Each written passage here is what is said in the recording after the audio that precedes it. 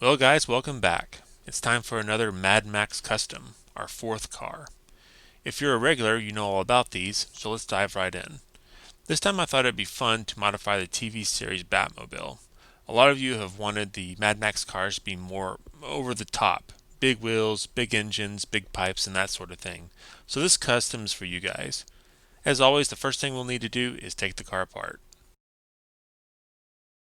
This car's getting a new set of wheels, so using some spruce cutters, we'll remove the plastic clips on the base and remove the wheels and axles. Next we'll load the body into a vise, and using a jeweler's saw, begin cutting out the opening for the car's new engine. This is just a rough cut, getting the general shape and removing the bulk of the material. After we're happy with the cut, we use small files to fit the engine we want into the opening. In my case, we're using an engine out of a VW Bug that is made out of Zamac 2. So I remove some from the hood and then some from the engine until I get the engine to fit. So we're going to give this Batmobile a lift, a pretty high lift. When I want a huge lift, I use these bikes. Well, not the bikes, but the wheelie bars that come with the bikes. The bars are the perfect size for doing lifts, and can be modified in all sorts of ways for different effects. Using spruce cutters, you can just shape them to fit the custom you're working on. Now this is by no means the only way to do this. You can watch user Sick Diecast channel for several great ways to do lifts. I'm just going with what I know. The bars have the Hot Wheels logo on them, but that's okay, as in this custom they'll be covered up. Now how this goes together is easier to show taking it apart than to attempt to put it together through the viewing screen of this camera. Each half is made using one wheelie bar. It's cut into shape, then I drill a hole through the bar where I want the wheels and axles to go. I then cut a 3/32 styrene tube to fit between the sides of the bar. I glue each wheel with one half of an axle into the tube. This allows me to use the crimped ends of the axles that Mattel made. I then glue the styrene tube to the bar. I'll show you the model that the wheels came from a little bit later. So now it's time to glue our lift assembly, axles, and wheels to the base of this car. To do this, I'm going to use industrial strength super glue from Bob Smith Industries. This stuff is nice and thick and easy to work with. I also use their Insta-Set catalyst. You will see why in a moment. I know where I want the back wheels, so we can go ahead and glue them in.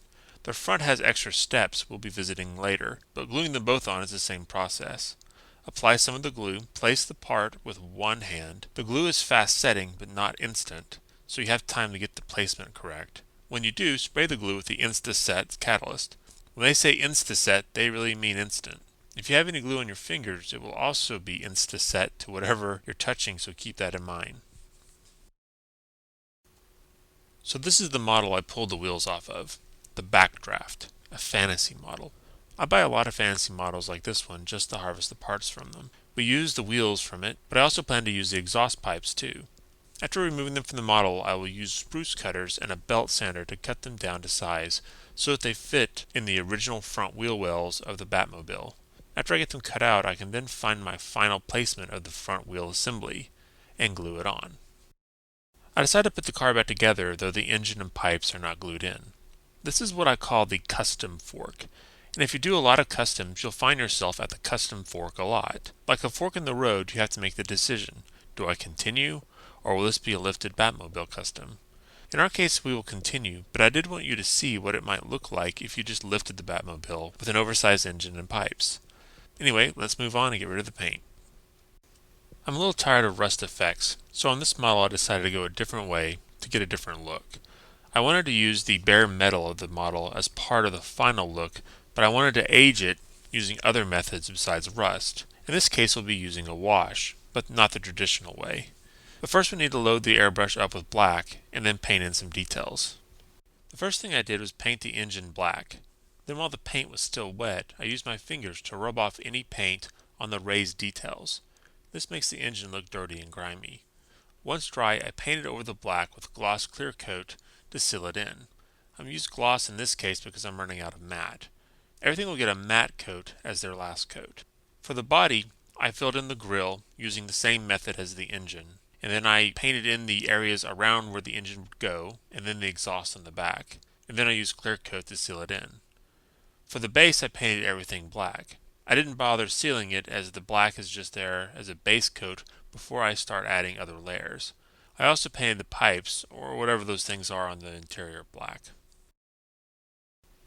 For the body I'll use this sepia wash, but instead of using a brush as you normally would, I'll pour some into my airbrush and spray it on. Washes are very thin paints, so it takes a couple coats to get the look I want. The look is an antique look, like the body is old, and its only protection from the elements has been oil, grease, and dirt. Once I have the look I want, I can then spray matte clear coat to protect the body. For the canopy, the blue is a bit too much, so I sprayed it with a super light coat of black and then used Tester's gloss clear coat to seal it in. I also glued in the engine using the super glue. At the moment you can see the glue, but that will change later. Now it's time to focus on the base. I want to dirty up the base, give it that oily dirt look. To do this I'll use a paint and a pigment. The paint will color the pigment, and the pigment will thicken the paint. The trick is not to mix the paint and the pigment too much. You want a lumpy mix, with chunks of pigment dispersed throughout the paint. This gives a more realistic look to the mud and gives depth to the detail as the mud is raised off the surface. Applying is easy, just dabbing it on with a brush. Take note where mud and muck would be on your car and apply it to those areas. One of the best uses of this type of effect is to fill in and cover up details you may not want people to see, like the Hot Wheels emblem we saw earlier, or gaps between the styrene pipe and the suspension. On the other hand, be sure not to go overboard or your model will suffer from a monotone look. After everything dries, reapply matte clear coat to seal it all in. Okay, we're getting close to being done now. I put the car back together and added a bit more mud. We now need to glue in our exhaust pipes under the front wheel wells. The pipes themselves have been painted with a thin coat of black paint and then some of the sepia wash. I just used super glue to glue them in. So at this point, everything is put back together and we can now take care of our final step, another wash. This time an oil wash with a brush. I want to apply the wash to the mud to give it more tones and make it even more dirty. I will also add oil wash to the wheels and base. The engine also gets the treatment as the wash will hide the glue and give the engine more grime. The exhaust pipes are also thoroughly coated at the top to represent oil and grease coming from the engine. Once everything is dry, I can put on one more coat of matte, taking care not to get any on the canopy. And here's the final car. I definitely like the antique look of the metal in this model. Not that I have anything against rust. For all you guys that were wanting more of an over-the-top look, I hope this fits the bill. I realize it's not covered up in spikes, and I promise before this series is over, you'll see some spikes. My issue with spikes is that I can't easily store the cars with spikes in normal Hot Wheels cases. They just won't fit. I will probably do a war rig too, but I may give it away to you guys for the same reason. It's just hard to store. Anyway, a lot of you have asked me to get on Instagram, so I opened up an account. It's at baremetalhw if you want to follow.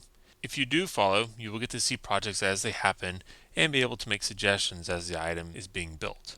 Alright, that's enough of me blabbing. Hope you like this one. Please rate and subscribe if you haven't.